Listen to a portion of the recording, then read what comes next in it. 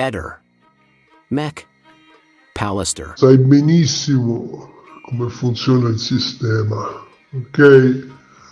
Tu eri l'unico, o eravate in pochi, anche se tu insistevi sulla questione Visintin, e poi piano piano sono spuntati da tutte le parti funghi, programmi e roba varia.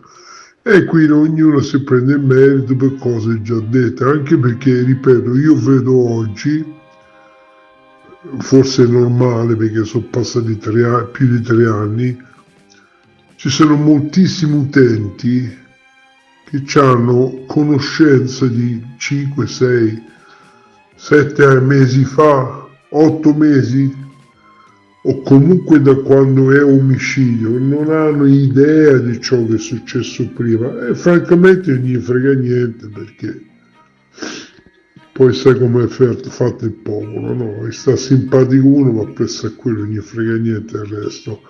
Cioè, io quando ti parlo non voglio toglierti alcun merito, te lo dico sinceramente, per tutto il lavoro che hai fatto. Criticarti è facile, come è facile criticare chiunque, però i meriti non ti li tolgo. Sono gli altri che ti ritolgono semplicemente perché ognuno pensa a portare acqua al proprio mulino, e visto che il popolo è volutamente ignorante, se ne approfittano, così sembra che loro hanno salvato il mondo quando il merito è di altri. La questione è chiarissima, non è che c'è però purtroppo fa così. Se il caso fosse chiuso nel giro di un anno e mezzo, sicuramente ci sarebbero state delle persone che ti avrebbero ringraziato, non perché tu hai ragione, nel senso che per tutto il lavoro che hai fatto. Ma adesso è finito, c'è poco da fare. Molte persone vivono con i meriti degli altri e non meritano. Ovviamente Eder rimarrà, c'è sempre, rimarrà, nessuno potrà mai cancellare le tracce di Eder. Però il sistema è questo, tu lo conosci benissimo.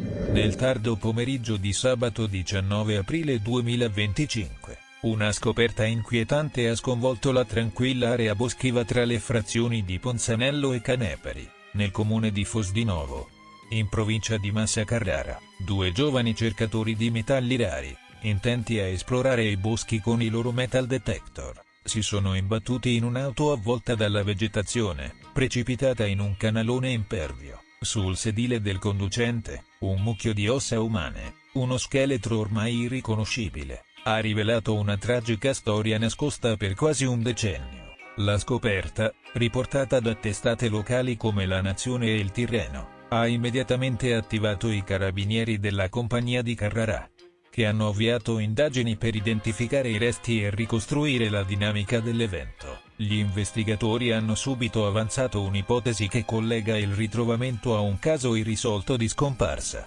Quello di Angelo Paolo Luciani, un uomo di 56 anni residente a Sarzana, svanito nel nulla la sera del 3 novembre 2015. Luciani, descritto come alto 1,80 metri, magro, con capelli brizzolati e occhi chiari, era uscito di casa con la sua Lancia Y bianca, targata Roma 78173 watt, lasciando una pentola sui fornelli accesi, come se intendesse rientrare a breve. Tuttavia, non fece mai ritorno, e il suo caso divenne uno dei misteri più discussi della zona, trattato anche dalla trasmissione Chi l'ha visto? Su Rai 3. Diversi elementi rafforzano l'ipotesi che i resti appartengano a Luciani. Il modello dell'auto ritrovata, una Lancia Y bianca, corrisponde a quello posseduto dall'uomo. Inoltre, l'ultimo segnale GPS del veicolo, registrato il 4 novembre 2015 alle 8:55 in una piazzola tra Fosdinovo e Ponzanello, collocava l'auto proprio nella zona del ritrovamento. La vicinanza geografica tra Fosdinovo e Sarzana, a pochi chilometri di distanza, e la compatibilità temporale con la scomparsa rendono questa pista la più probabile. Tuttavia, solo l'esame del DNA, già richiesto dalla procura di Massa Carrara, potrà confermare con certezza l'identità dello scheletro. La vicenda di Angelo Paolo Luciani aveva lasciato molti interrogativi. L'uomo, all'epoca dei fatti, non mostrava segni evidenti di voler abbandonare la sua vita. La pentola lasciata sui fornelli e gli abiti casalinghi indossati al momento della partenza suggerivano un'uscita improvvisa e non pianificata. Le ricerche, avviate immediatamente dopo la denuncia della famiglia, si concentrarono nella zona di Fosdinovo, dove il segnale GPS aveva indicato l'ultima posizione dell'auto. Squadre di soccorritori perlustrarono i boschi per mesi, senza esito. Anche il telefono di Luciani aveva agganciato una cella nella zona di Millicciara,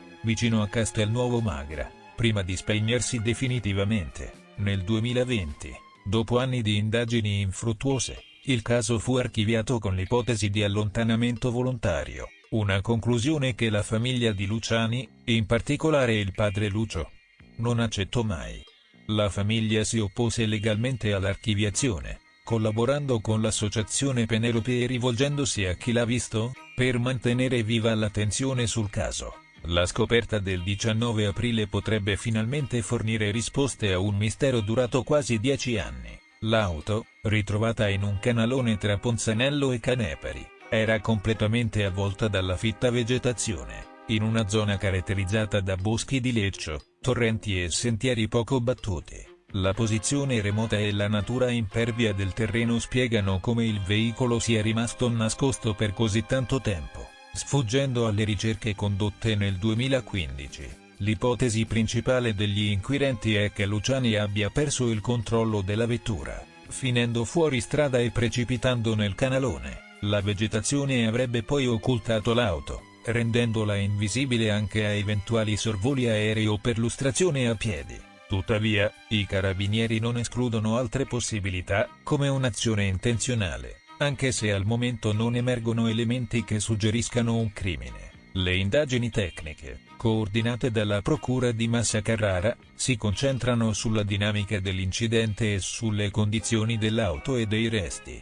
Un'autopsia e ulteriori esami biologici saranno fondamentali per determinare le cause del decesso e confermare l'identità. Il ritrovamento è avvenuto per puro caso, grazie a 2 cercatori di metalli rari che, esplorando i boschi con i loro rilevatori, hanno notato l'auto semisepolta tra rovi ed erbacce. La scena, descritta come macabra dai media locali, ha scosso i 2 giovani, che hanno immediatamente allertato il 112. Sul posto sono intervenuti i carabinieri di Fosdinovo e il nucleo operativo della compagnia di Carrara, insieme a una ditta di pompe funebri incaricata di recuperare i resti. Il sindaco di Fosdinovo, Antonio Moriconi, è stato informato e sta seguendo da vicino gli sviluppi della vicenda. La notizia ha riacceso l'attenzione su un caso che aveva profondamente colpito le comunità di Fosdinovo e Sarzana. La famiglia di Luciani, che per anni ha vissuto nell'incertezza, potrebbe presto ottenere risposte, anche se dolorose. La scoperta ha anche sollevato interrogativi su come l'auto sia potuta sfuggire alle ricerche, nonostante la vicinanza con l'ultima posizione nota del GPS, al 20 aprile 2025. Non risultano ulteriori sviluppi significativi oltre quanto riportato. Le indagini sono in corso, e l'esame del DNA rappresenta il prossimo passo cruciale. Fonti locali, come la Repubblica e Rai News, confermano che i resti sono stati trasferiti all'Istituto di Medicina Legale per gli accertamenti, e i risultati potrebbero richiedere alcuni giorni.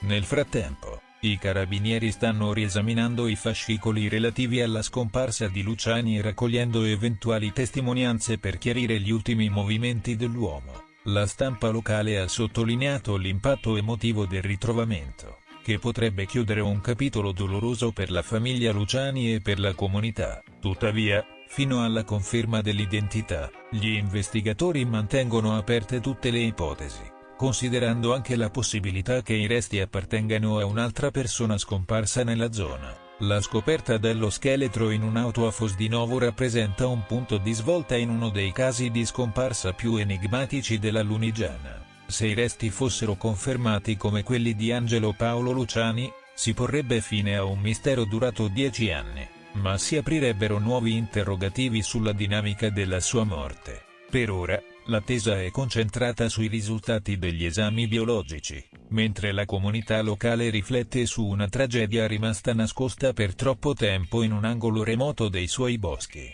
Ehi, non dimenticare di iscriverti a questo canale.